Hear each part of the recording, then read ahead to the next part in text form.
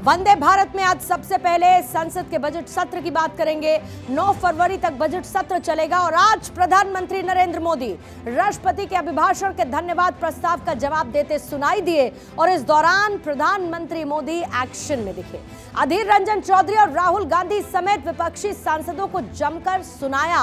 लोकसभा चुनाव से पहले पीएम मोदी का यह आखिरी भाषण माना जा रहा है और इस मौके पर प्रधानमंत्री मोदी का संदेश लोकसभा चुनाव का श्री गणेश जिसके तौर पर इसको देखा जा रहा है।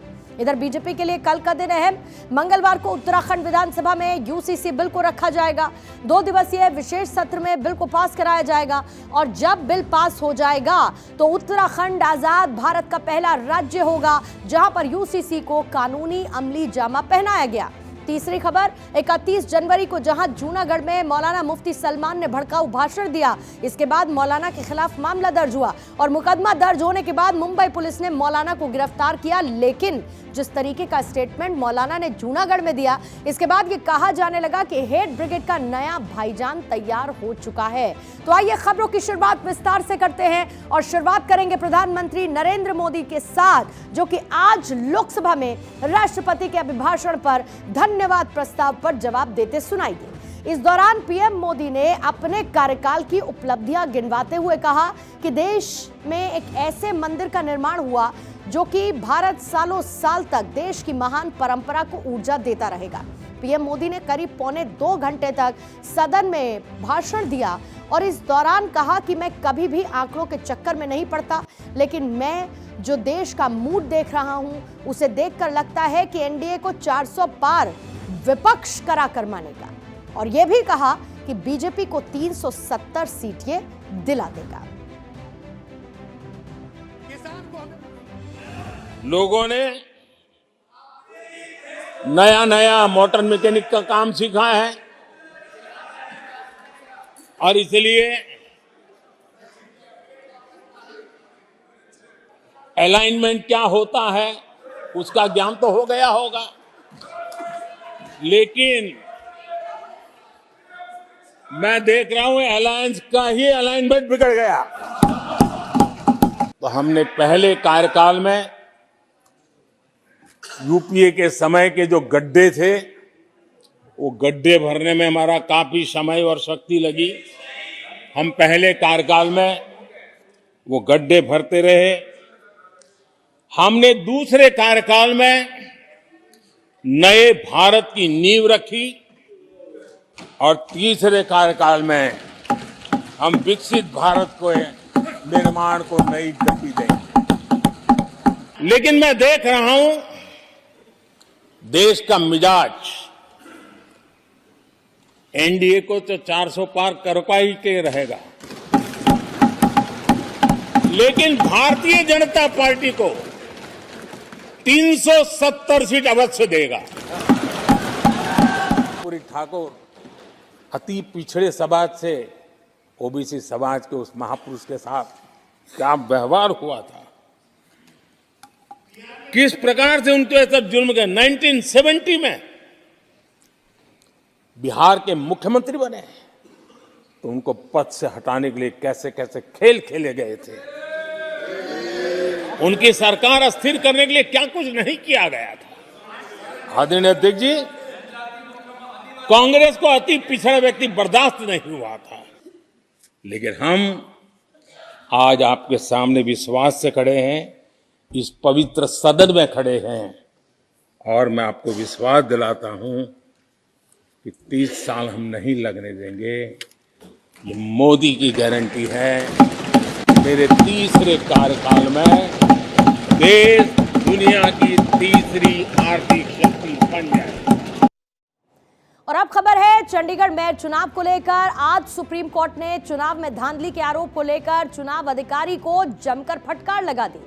चुनाव में धांधली से जुड़ा हुआ तथाकथित वीडियो देखने के बाद जब सीजेआई डीवाई चंद्रचूड़ कहते हैं कि यह साफ है कि चुनाव अधिकारी ने बैलेट पेपर्स को डीफेस्ड यानी कि खराब किया। सीजेआई चंद्रचूड़ ने कहा कि क्या वो इसी तरीके से चुनाव आयोजित करते हैं। उन्होंने फटकार लगाते हुए कहा कि ये लोकतंत्र का मजाक है, ये लोकतंत्र की हत्या है और इस अवसर पर इसके लिए मुकदमा चलाया जाना चाहिए। यही नहीं, सुप्रीम कोर्ट ने इस मामले में बड़ा आदेश देते हुए चंडीगढ़ निगम की किसी भी तरह बैठक आयोजित करने पर रोक लगा दी है। कोर्ट ने आदेश दिया है कि मेयर चुनाव के पूरे रिकॉर्ड को जब्त कर पंजाब एवं हरियाणा हाईकोर्ट के रजिस्ट्रार जनरल के पास रखा जाए। यही नहीं, चुनाव में इस्तेमाल हुए बैलेट पेपर और वीडियोग्राफी को भी संभाल कर रखने का आदेश दिया।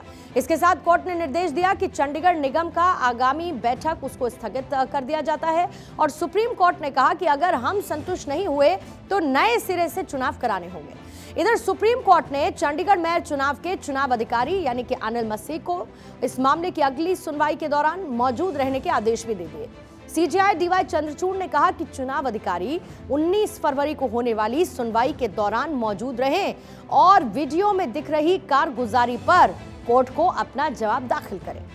30 जनवरी को चंडीगढ़ मेयर चुनाव हुआ। आम आदमी पार्टी और कांग्रेस साथ मिलकर चुनाव लड़ी और इसीलिए इसे लोकसभा चुनावों से पहले इंडिया गठबंधन का लिटमस टेस्ट भी कहा जा रहा था।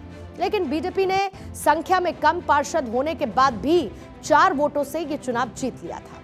चंडीगढ़ मेयर चुनाव में एक सांसद और 35 पार्षदों को मिलाकर 36 वोट थे और इसमें बीजेपी के 14 पार्षद और एक सांसद किरण खेर थी, तो वहीं पर एक पार्षद अकाली दल के थे, जबकि बाकी 20 वोट आम आदमी पार्टी और कांग्रेस पार्षदों के थे। लेकिन काउंटिंग के बाद बीजेपी को 16 वोट मिले, जबकि कांग्रेस और आप के साझा उम्मीदवार को 12 वोट मिले और बाकी के 8 वोट इनवैलिड पाए गए और इन्हीं इनवैलिड वोट्स ने गठबंधन के उम्मीदवार को चुनाव हरवा दिया। इस मामले में एक वीडियो बड़ी तेजी के साथ वायरल हुआ जिसमें चुनाव अधिकारी अनिल मसीह बैलेट पेपर्स की गिनती करते हुए नजर आए और इसी वीडियो को आधार बनाते हुए आम आदमी पार्टी ने चुनावों में धांधली का आरोप लगाया। मामले को लेकर सुप्रीम कोर्ट पहुंची और आज सुप्रीम कोर्ट की तरफ से न सिर्फ ये बड़ा फैसला बल्कि बड़ी टिप्पणी सुप्रीम कोर्ट की तरफ से की गई है। आगे बढ़ते हैं और बात गुजरात के जूनागढ़ की, जहां हेट स्पीच देने के मामले में मुंबई पुलिस ने मौलाना मुफ्ती सलमान को गिरफ्तार कर लिया। इस दौरान मौलाना सलमान के हजारों समर्थक थाने के पास एकजुट हुए हंगामा करने लगे और इसके बाद पुलिस ने हंगामा करने वालों पर सख्ती बरती। 31 जनवरी को गुजरात में मौलाना ने हेट स्पीच दिया, जिसके बाद पुलिस एक्शन में आई और उसके बाद ये डेवलपमेंट्स देखने को मिले। अल्लाहु अकबर, अल्लाहु अकबर। अल्लाह सबसे बड़ा है।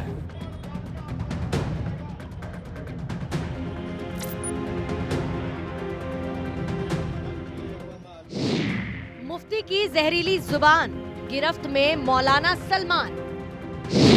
मौलाना पर एक्शन, मुंबई में मिडनाइट फाइट। जूनागढ़ में भड़काऊ बोल, मुंबई में गिरफ्तारी। अब जब गिरफ्तारी हो गई है, जहरीली जुबान वाले मौलाना साहब की अक्ल ठिकाने पर आ गई है। 4 दिन पहले भड़काऊ स्टेटमेंट देने वाले मौलाना अब अपने समर्थकों से मिन्नतें करने लगे। समर्थकों से कहने लगे कि वो जरूरी जांच कर रहे हैं और मैं भी उनका सहयोग कर रहा हूं और आप भी करिए। मेरी तकरीर के मुताबिक जो तहकीकात उनको करनी है वो कर रहे हैं, हम भी उनका कोऑपरेट कर रहे हैं, आपको भी करना चाहिए। 31 जनवरी को गुजरात के जूनागढ़ में मौलाना मुफ्ती सलमान अजहरी ने एक कार्यक्रम के दौरान अपने समर्थकों को उकसाया था, भड़काऊ बोल बोला था, जिसके बाद हिंदू संगठनों ने मौलाना के खिलाफ मामला दर्ज करवाया और फिर मुंबई पुलिस ने मौलाना सलमान को गिरफ्तार किया। मौलाना पर एक्शन की खबर जैसे ही उनके समर्थकों तक पहुंची, हजारों की संख्या में मुंबई के घाटकोपर थाने का घेराव किया। इस दौरान पहले पुलिस ने मौलाना के समर्थकों को समझाया और जब नहीं माने तो फिर हल्का लाठी चार्ज करना पड़ा, कई को पकड़ कर ले गए। देखिए, मुंबई पुलिस ने सबको समझाने की कोशिश की, समझा के उनको यहां से हटाया गया है। कोई भी अफवाह के ऊपर आप ध्यान मत दीजिए, अफवाह मत फैलाइए। मुंबई यहाँ पे कोई भी लॉ एंड ऑर्डर सिचुएशन नहीं है, सब अंडर कंट्रोल है, सभी ऑफिसर्स और मैन ऑन द रोड है, कोई भी दिक्कत नहीं है। अगर आपको कोई तकलीफ है तो आप मुंबई पुलिस तक रीच आउट कीजिए, हम आप तक पहुंचेंगे। जय हिंद। मुंबई में गिरफ्तार मौलाना को गुजरात एटीएस की टीम 2 दिन की ट्रांजिट रिमांड पर जूनागढ़ लेकर गई। गिरफ्तार मौलाना ने जूनागढ़ में ऐसी बात कही कि पूरी तरह से सुना नहीं सकते, लेकिन ओवैसी की पार्टी का दावा है कि मौलाना ने भड़काऊ भाषण नहीं दिया। कौन सा धार्मिक नारा लगाया जिससे भड़क गया कि ला इलाहा इल्लल्लाह मोहम्मद रसूलुल्लाह, लब्बैक लब्बैक या रसूल अल्लाह, नारे तकबीर अल्लाह अकबर। ये तो भड़काने वाले भाषण नहीं तो सबके धर्म में अभी हमारे यहाँ कितने लोग लगा रहे हैं आजकल। भड़काऊ भाषण नारे लगाकर तो मॉब लिंचिंग कर रहे हैं लोगों की, मगर उनके खिलाफ तो कभी सरकार केस नहीं करती, कोई केस ऐसा होता नहीं है। मगर यहाँ तो वो खुद बोल रहे हैं कि मैंने क्लैरिफिकेशन भी दिया है कि मेरा को किसी की भी आस्था को ठेस पहुंचाने का कोई मेरा मकसद ही नहीं था, ना मैंने कोई ऐसा अल्फाज यूज किया किसी व्यक्ति विशेष या किसी के धर्म के खिलाफ मैंने बात की हो, ऐसा भी नहीं है। एक अशार था वो पढ़ा, उसके लिए उनको इतनी बड़ा, तो हमको यकीन है कायदे पे हमको इंसाफ मिलेगा।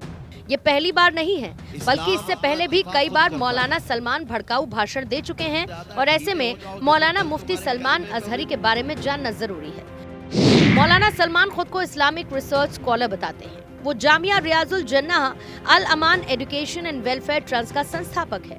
मिस्र की राजधानी काहिरा के अल हज़र यूनिवर्सिटी से शिक्षा हासिल की मौलाना मुफ्ती को कई सामाजिक धार्मिक गतिविधियों में सक्रिय देखा गया है।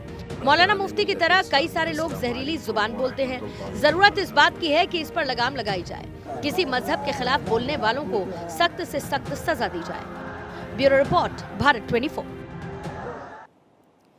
एक तरफ देश का सौहार्द बिगाड़ने के लिए जहरीली जुबान जारी है, लोगों को भड़काया जा रहा है, तो दूसरी तरफ प्रधानमंत्री नरेंद्र मोदी देश में अमन चैन के लिए लगातार प्रयासरत हैं और इसी क्रम में आज अल्पसंख्यक धर्मगुरुओं ने प्रधानमंत्री से मुलाकात की। मुलाकात के बाद पीएम मोदी ने एक ट्वीट भी किया। क्या लिखते हैं वो? उनकी तरफ से लिखा गया कि आज संसद में धार्मिक नेताओं के एक प्रतिनिधि मंडल से मिलकर खुशी हुई। राष्ट्र के विकास पथ पर उनके शब्दों के लिए मैं उन्हें धन्यवाद देता हूं। ये प्रधानमंत्री मोदी की तरफ से इस मुलाकात के बाद अपने भाव साझा किए गए।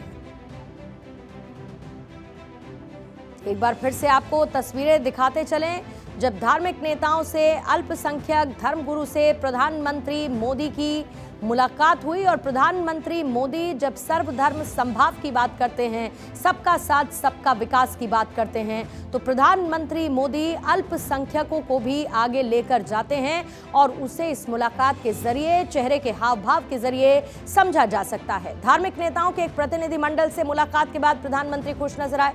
प्रधानमंत्री मोदी से मिलने के बाद धर्मगुरुओं ने क्या कहा, आपको वो भी सुनना चाहिए।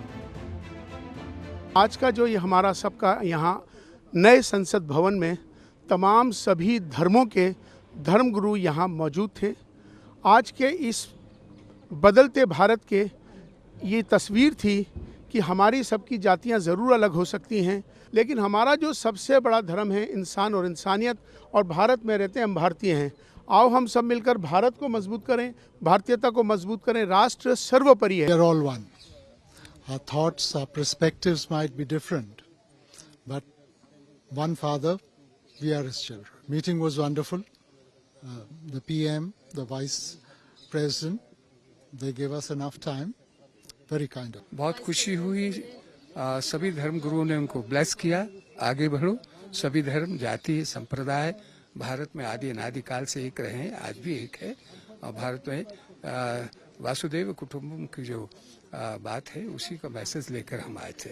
Today has been a historic day where interfaith leaders and minorities communities have opportunity to visit this new parliament and to see prime ministers and vice president and to have a brief interactions with them, and we were very happy to see prime ministers